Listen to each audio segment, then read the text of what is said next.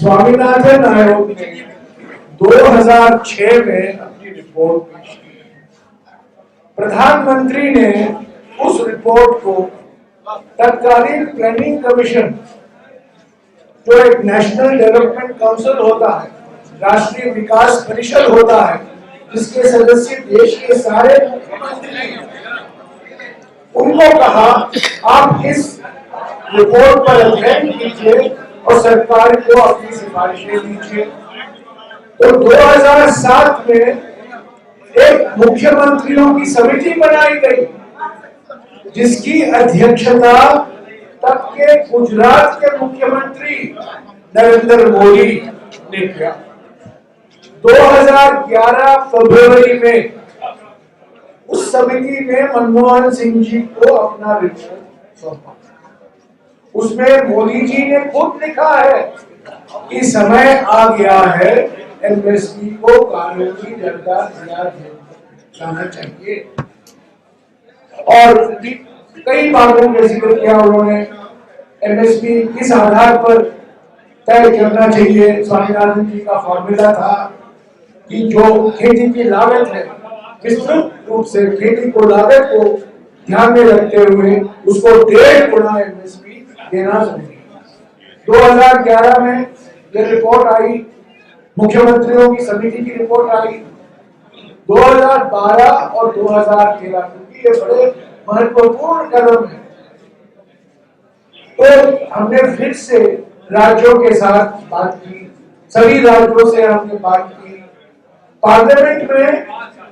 तब हम डॉक्टर स्वामीनाथन राज्यसभा के एक नॉमिनेटेड मेंबर भी थे, उन्होंने भी बात अपना भाषण दिया राज्यसभा में, मैं भी था, मंत्री था।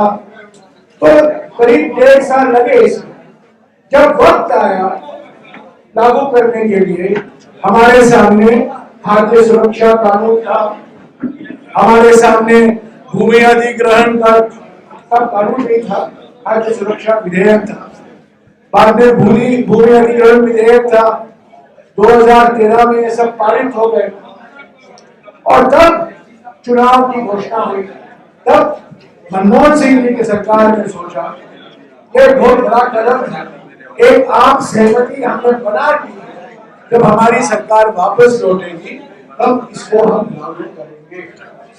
ये सितंबर 2013 में ये निर्णय लिया। हमारी सरकार वापस नहीं आई, मोदी जी की सरकार बनी। वही नरेंद्र मोदी जिन्होंने मुख्यमंत्रियों की समिति की अध्यक्षता की, और वही समिति जिसने स्वामीनाथन आयोग की सिफारिशों का समर्थन दिया। 2014 से इस पर मोदी जी ने कुछ कार्रवाई नहीं की। सवाल आप मुझसे कर रहे हैं मनमोहन सिंह जी के बारे में, सवाल आपको करना चाहिए नरेंद्र मोदी के बारे में।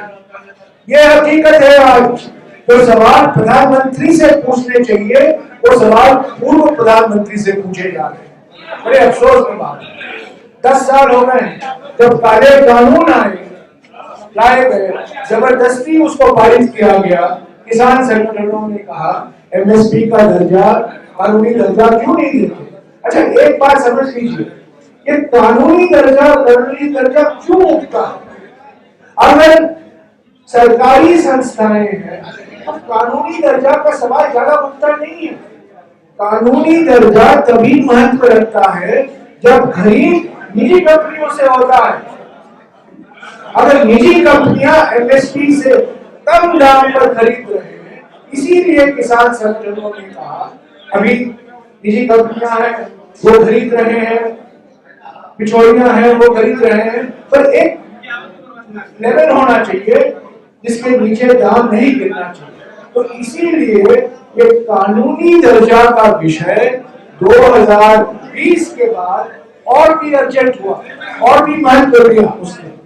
तो आपका सवाल जो है सही है, वास्तविक सवाल है, और हकीकत है कि 2011 में नरेंद्र मोदी ने अपनी समिति की सिफारिश दी, प्रधानमंत्री ने उसको स्वीकारा, पार्लियामेंट में बहस हुई, फिर से 2 बार राज्यों से बातचीत हुई, क्योंकि हमारे संविधान के अनुसार कृषि राज्यों का अधिकार बनता है, फिर भी हमने निर्णय लिया था कि हम इस दिशा में जाएंगे और हमारे सामने बड़े बड़े कानून बनाने थे। खाद्य सुरक्षा कानून जो आज प्रधानमंत्री गरीब कल्याण अन्न योजना के नाम पर जाना जाता है, और भूमि अधिग्रहण कानून, तो तब हमने निर्णय लिया, तब हम सरकार वापस आएंगे, तब ये स्वामीनाथन फॉर्मूला हम लागू करेंगे। पर हम नहीं आए, मोदी जी आए।